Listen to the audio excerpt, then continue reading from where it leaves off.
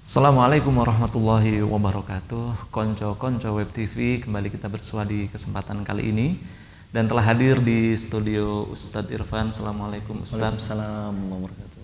Ustadz, setelah sekian kali ya kita bertemu dan Ustadz telah memberikan banyak hal kepada teman-teman Web TV. Kali ini ada satu tema Ustadz yang kita hadirkan dan mudah-mudahan menjadi bahan pencerahan. Temanya adalah pamrih dan ikhlas. Sering kita lihat di masyarakat dan kita sendiri mungkin juga pernah melakukan ya, perbedaan antara pamrih dan ikhlas. Ustadz bisa menjelaskan lebih lanjut tentang hal tersebut? Bismillah, alhamdulillah, wassalatu wassalam ala rasulillah. Pamrih dan ikhlas. Apa sih sebenarnya kata pamrih itu? Pamrih itu mengharapkan sesuatu setelah melakukan sesuatu. Dia pamrih.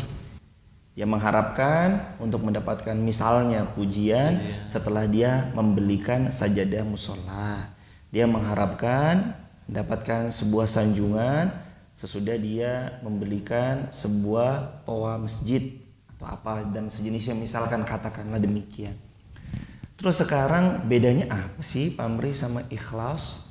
Pamrih itu kata-kata yang konotasinya dekat dengan negatif.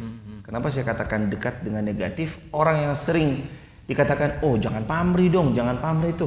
Itu adalah orang yang sedang dikategorikan dia melakukan satu perbuatan yang tidak tepat, nggak baik. Makanya dia bilang jangan pamrih, ikhlaslah. Nah, ikhlas sendiri ini apa sih? Kalau boleh kita membuka, ada satu ayat yang bagus banget di Quran surah Al-Bayyinah di ayat yang kelima. Al-Bayyinah ayat yang kelima. Allah berfirman, a'udzubillahi minasyaitonirrajim, wa ma umiru illa liya'budullaha mukhlishina lahuddin. Wa ma umiru illa liya'budullaha mukhlishina lahuddin. Tidaklah kami Allah ketika memerintahkan hamba-hamba kami dalam beramal soleh kecuali kami minta mereka mukhlishina lahuddin, menjadi orang yang benar-benar memurnikan semurni-murninya amalan yang mereka lakukan mengharap ridho Allah semata. Itu loh ikhlas, mukhlis. Teman-teman yang disayang Allah, ikhlas itu ada bahasa yang bagus juga. Ikhlas itu seperti Quran surah Al-Ikhlas. Nggak ada kata-kata ikhlas di dalamnya. Jadi benar-benar tulus aja udah. Iya benar kan? Tulus aja ikhlas mengharap ridhonya Allah. Mau manusia muji, mau manusia nyanjung atau nggak nyanjung, manusia komentar apapun tentang hal kebaikan yang ia lakukan, dia fokusnya tuh ke ridho Allah, ridho Allah, ridho Allah, ridho Allah. Karena berkata Al-Imam Asy-Syafi'i rahimahullah dalam kitab diwannya Al-Imam Asy-Syafi'i, ridhon nas ghayatun tudrak. Ridho semua manusia itu harapan yang mustahil dicapai. Ini Imam Syafi'i yang bilang. Jadi gak mungkin semua orang bisa suka sama kita, mustahil. Emang siapa kita? Rasul aja yang seperfect itu tetap ada manusia yang gak suka kan. Nah, kembali ke bahasan kita tentang ikhlas dan pamrih.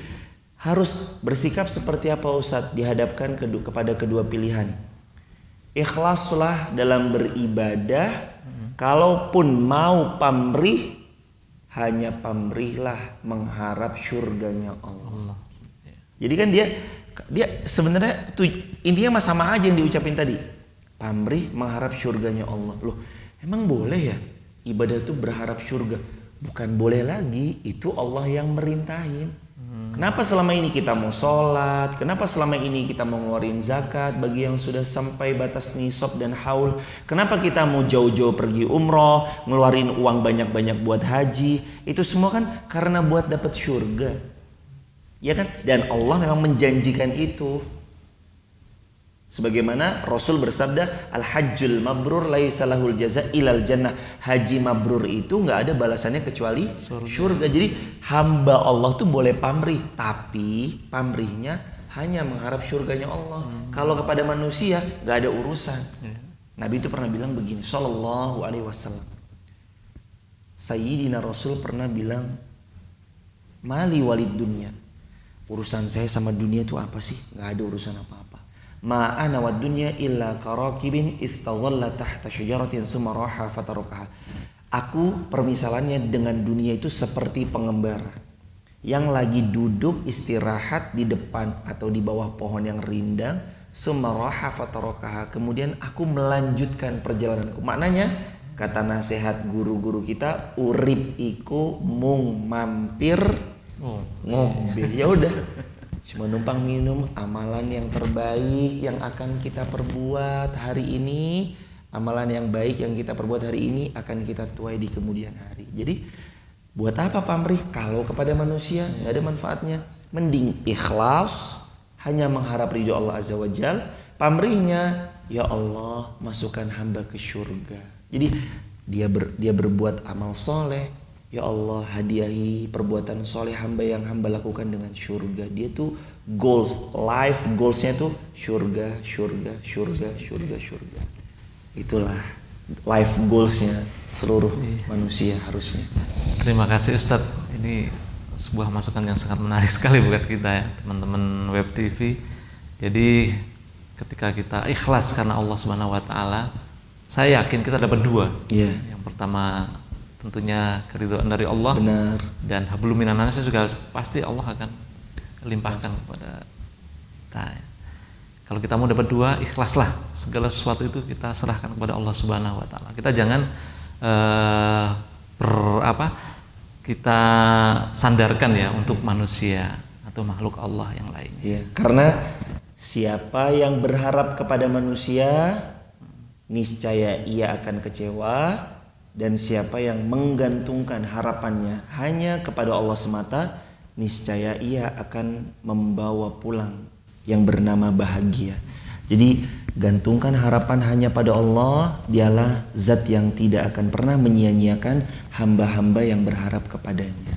Oke, terima kasih. Baiklah, konco-konco Web TV, demikian tadi kita telah bincang-bincang di Assalamualaikum Ustadz bersama Al Ustadz, dan terima kasih. Kita bisa ketemu lagi di lain waktu dan lain kesempatan. Saya akhiri, wabillahi taufiq wal hidayah. Assalamualaikum warahmatullahi wabarakatuh.